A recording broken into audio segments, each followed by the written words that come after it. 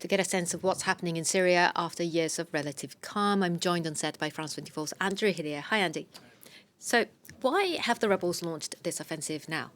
Yeah, I mean, to outside observers, it does seem as if the Syrian civil war has been frozen in time for the last 4 years, but that's not really the case for people on the ground. This offensive did take a lot of people by surprise, and we can show you a map now where you can see the latest movements on the ground. You can see there in green, those are the areas that were already under the control of the main rebel group involved in this offensive, Hayat Tahrir al-Sham. That's a group that used to be a branch of Al-Qaeda, used to be affiliated with Al-Qaeda, split in 2016, even went to war with Al-Qaeda, fighting with them since then. In blue, the areas that have fallen to this coalition of rebel groups since Wednesday, and also significantly, you can see there 3/4 of the city of Aleppo. So this map, it has to be said, this was the situation on the ground just a few hours ago, but the situation is changing so rapidly that it may already be out of date. That's something to bear in mind. There are several factors at play explaining why this has happened now.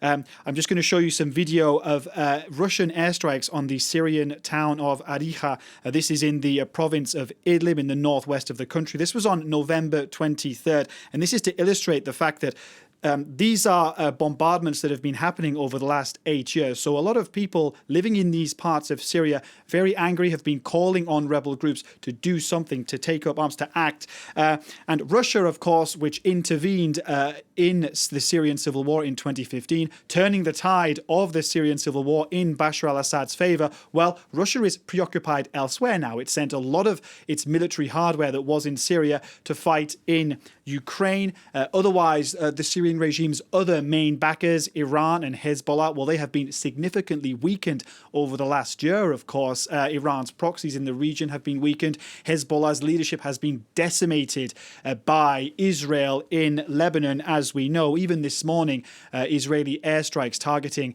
Hezbollah weapon sites on the Syrian border with Lebanon. So rebel groups, of course, have seen this, have looked at the geopolitical situation, have seen the window of opportunity present itself, and they've decided to seize the moment. And could these rebel groups then threaten to topple Bashar al-Assad's regime? Well, the future of the Assad regime is going to be determined by several factors. Of course, seizing control of a large part of Aleppo is very significant. These pictures here are from this morning. You can see Syrian rebel fighters in Aleppo's ancient citadel. Controlling Aleppo is significant. It is the second biggest city in Syria. It's near the Turkish border. Strategically, a very important city. It is, however, far too early to predict the demise of the Assad regime. That's what people did in 2012 towards the beginning of the Syrian civil war. And of course, they were way off the mark. Assad's heartlands don't look likely to fall anytime soon. A lot is really going to depend, I think, on what the Syrian regime's main backers do over the next few days and weeks, Iran, Hezbollah and Russia.